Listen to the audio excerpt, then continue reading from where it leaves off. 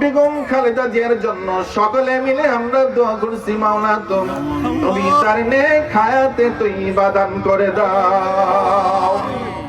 আল্লাহ তাআলা বাংলাদেশের মধ্যে এমন একজন প্রধানমন্ত্রী তারেক রহমান, তিনার উপর প্রয়োজন।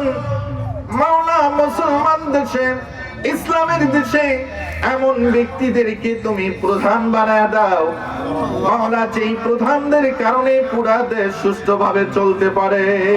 এই দলটি দীর্ঘ 17 বছর ফ্যাসিবাদী শাসন বাংলাদেশে কায়েম করেছিল। সেই দলটি সেই সময় নির্বাচনের আগে আগে মন্ত্রী পরিষদ গঠন করে ফেলেছিল, কিন্তু আল্লাহ তাকে বাংলাদেশের মসনদে, এদেশের মানুষের ভোটে বাংলাদেশের মসনদে নিয়ে আসে।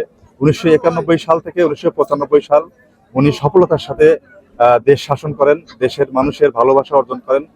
তার পরবর্তীতে রাজনীতির ধারাবাহিকতায় 1906 সালে 7 সালের যে 111 সরকার আসলো, সেই যে ষড়যন্ত্রের শুরু, বাংলাদেশ জাতীয়তাবাদী দলকে নিয়ে, বাংলাদেশ জাতীয়তাবাদী দলের মহিষী নেত্রী দেশনেত্রী বেগম খালেদা জিয়াকে নিয়ে সেই থেকে ষড়যন্ত্রের যে শুরু, সেই ষড়যন্ত্রের মধ্যে দিয়ে বারবার উনি জেল খেটেছেন। মানে চরমভাবে অসুস্থ হওয়ার পরেও আপনারা দেখেছেন হাসপাতালে উনি এই বিগত 18 সালের পর থেকে যে উনি যে সময় জেলে গেলেন, জেল থেকে শুরু করেই 671 দিন উনি টানা হাসপাতালে শুয়ে থেকেছেন, মৃত্যুর সাথে পাঞ্জা লড়েছেন। সেই মানুষটি আজকে আবার ঠিক যে সময় বাংলাদেশ আবার ফ্যাসিবাদ মুক্ত হলো, যে দেশের মানুষের গণতান্ত্রিক আকাঙ্ক্ষা, আজকে আপনারা খেয়াল করবেন যে ফ্যাসিবাদ মুক্ত বাংলাদেশ আমরা যারা হাসিনা বিরোধী আন্দোলন করেছিলাম, যেই দলগুলো সেই দলগুলোর মধ্যে আবার মতনৈক্য দেখা গেল। ঠিক সেই সময় দেশনেত্রী বেগম খালেদা জিয়া ঐক্যের ডাক দিলেন। আপনারা খেয়াল করেছেন বারবারই দেশ যখন সংকটে পড়েছে, দেশনেত্রী বেগম খালেদা জিয়া আজকে শুধুমাত্র বিএনপির একার সম্পদ না, এই বাংলাদেশের একটি দলের নেত্রী না, আজকে বাংলাদেশের উনি একজন অভিভাবক স্বরূপ, আমাদের মাতৃস্বরূপ, অভিভাবক স্বরূপ এই দেশে সকলের সম্মান অর্জন করেছেন। যে যার দরুন আপনারা দেখেছেন দেশের প্রধান উপদেষ্টা তার জন্য দোয়া করতে দেশবাসীকে বলেছেন, দেশের রাষ্ট্রপতি তার জন্য দোয়া করতে দেশবাসীকে বলেছেন, বিভিন্ন দলের বাইরে বিভিন্ন দল মত নির্বিশেষে সকলেই তার জন্য দোয়া করছেন।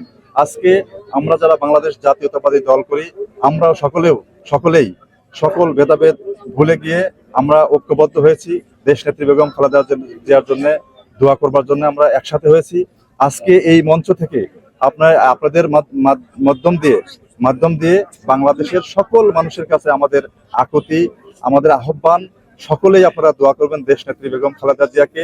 এই মুহূর্তে বাংলাদেশের জন্য খুবই প্রয়োজন। দেশটা আজকে যখন আমরা এই 5ই আগস্টের পরে একটা স্বাভাবিক, শালীন এবং সুশৃঙ্খল দেশ আশা করছিলাম, সেই জায়গায় দেশটি আসেনি।